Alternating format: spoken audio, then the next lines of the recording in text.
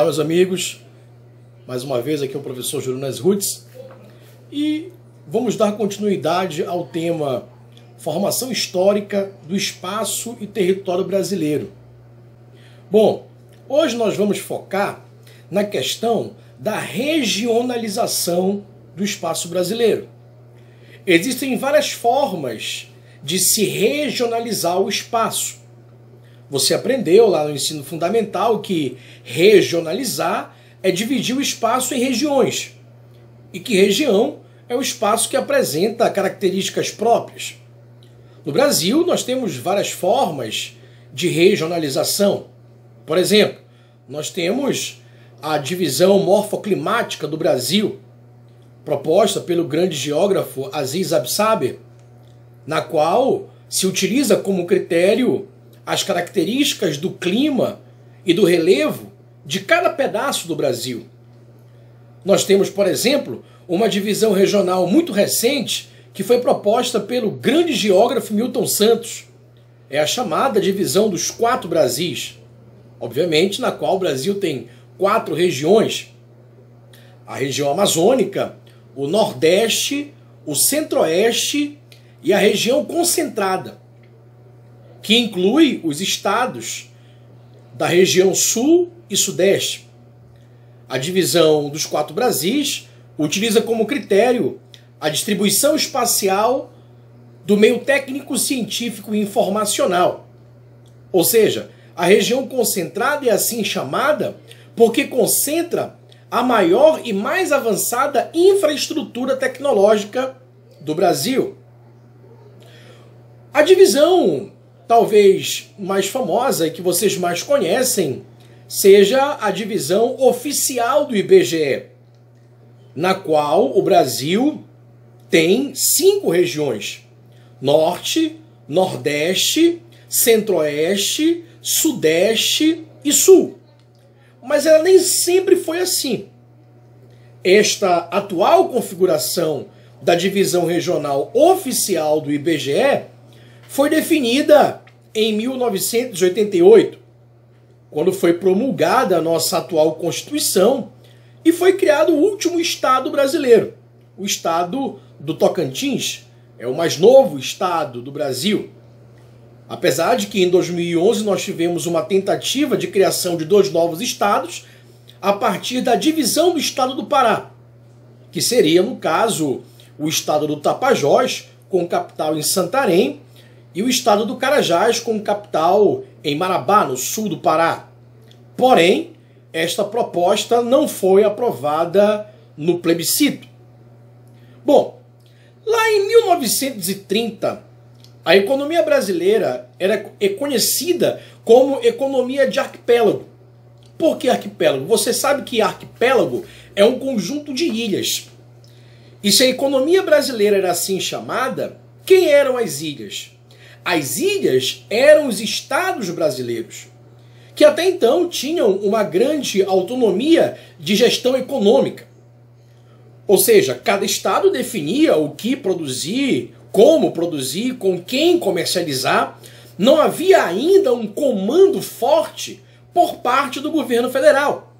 O Brasil não tinha ainda um plano nacional de desenvolvimento que integrasse e articulasse os estados e as economias regionais, certo?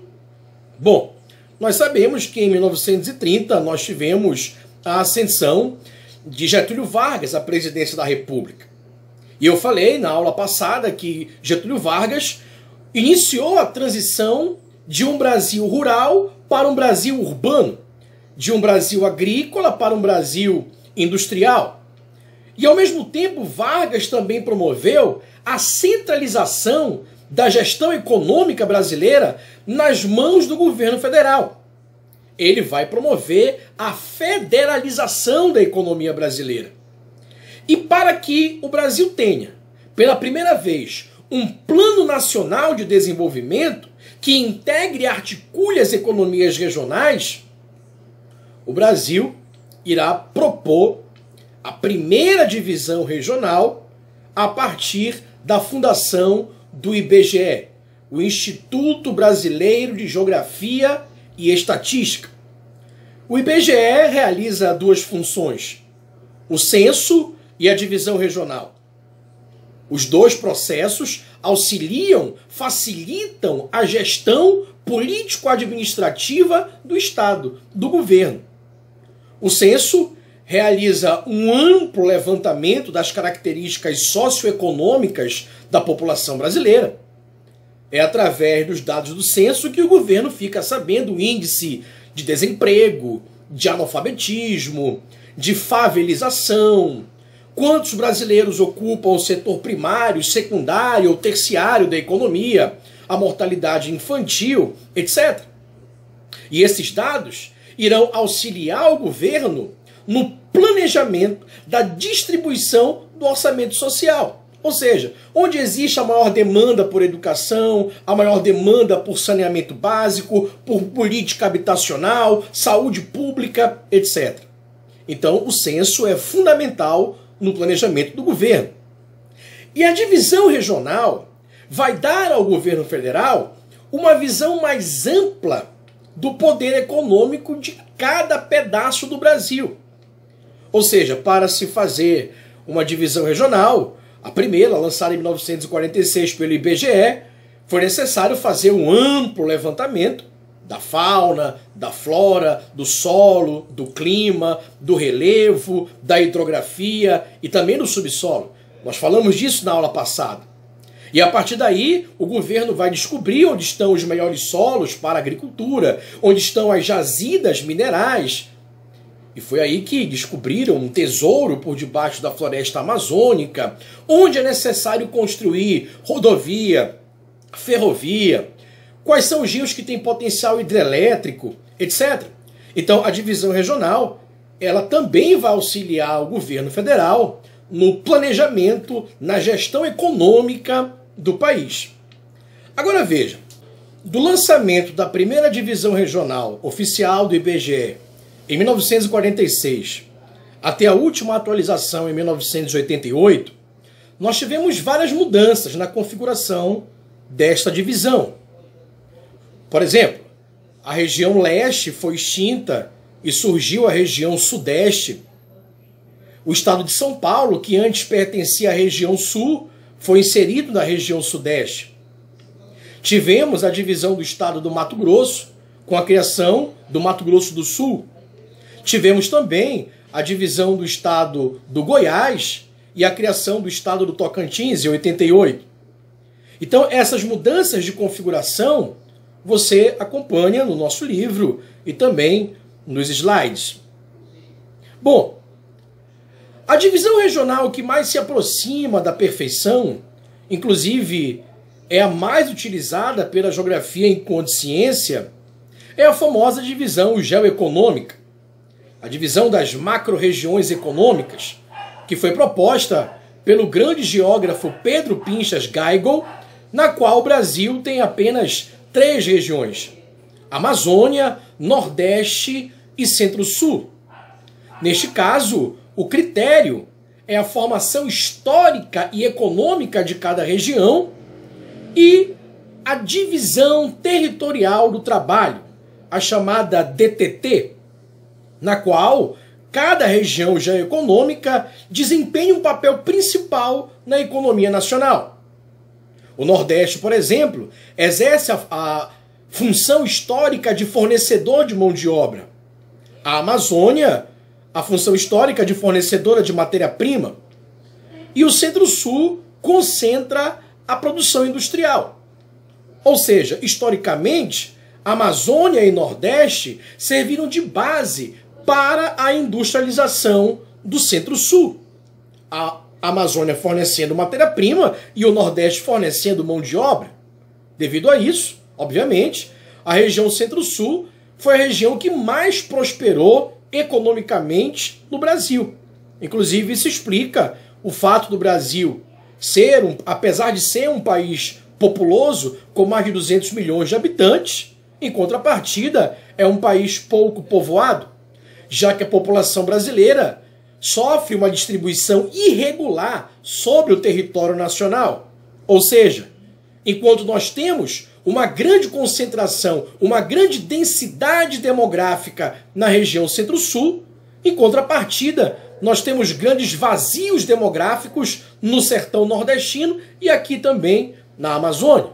Com isso, o Brasil é considerado um país populoso, porém pouco povoado. Agora, nós precisamos compreender a formação histórica, econômica de cada complexo regional. E nós vamos começar pelo nosso, o complexo amazônico. Depois, na próxima aula, falaremos do complexo do Nordeste e também do complexo do Centro-Sul. Bom, quando o assunto é formação histórica do espaço amazônico, a década de 50 torna-se um marco histórico. Porque a partir da década de 50, tudo irá mudar na vida da Amazônia. A partir da década de 50, a Amazônia irá passar por uma grande reconfiguração espacial e econômica. Porque, veja, até a década de 50, a Amazônia era uma região esquecida, isolada, abandonada, de difícil acesso, de difícil povoamento, devido à imensidão e à densidade da nossa floresta, e ninguém queria muito papo com a Amazônia. Isso desde o período colonial. Você sabe que pelo Tratado de Tordesilhas, a Amazônia deveria ser uma colônia espanhola.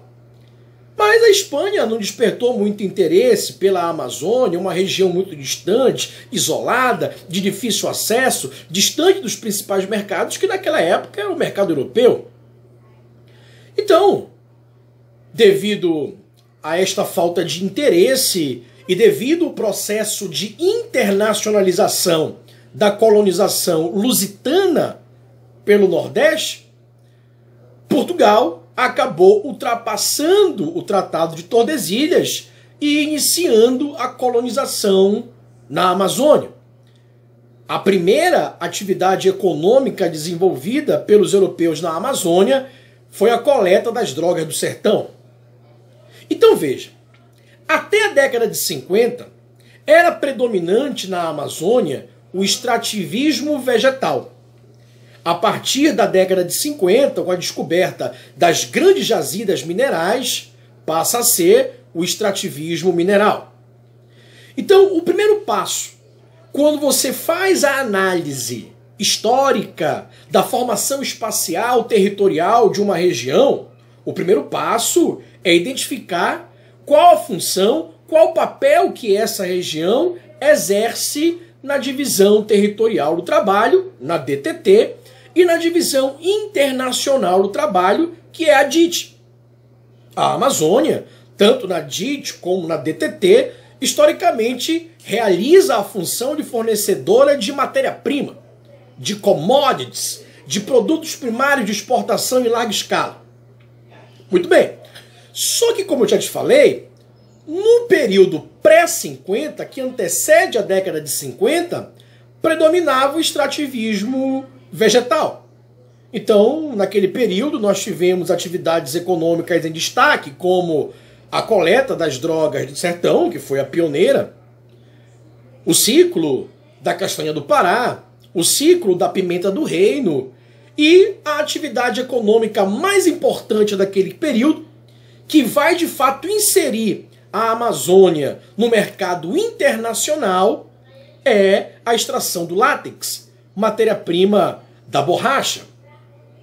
Todas essas atividades econômicas desenvolvidas no seio da floresta amazônica deram origem a um tipo de organização espacial que a geografia chama de rede dendrítica. O que é uma rede dendrítica? Na rede dendrítica, o rio se apresenta como a principal via de acesso e circulação na região. E as principais cidades, os principais eixos econômicos surgiram na beira do rio, na chamada várzea. Então, a rede dendrítica é baseada no padrão organizacional rio, várzea, floresta. O rio como principal via de acesso e circulação, a várzea onde ocorria a ocupação humana, onde surgiam as cidades, e a floresta como a principal fonte de matéria-prima, já que as principais atividades econômicas estavam ligadas à coleta e ao extrativismo vegetal. Na próxima aula, continuaremos com o mesmo tema, falando de Amazônia, Nordeste e também do Complexo do Centro-Sul. Muito obrigado e até a próxima.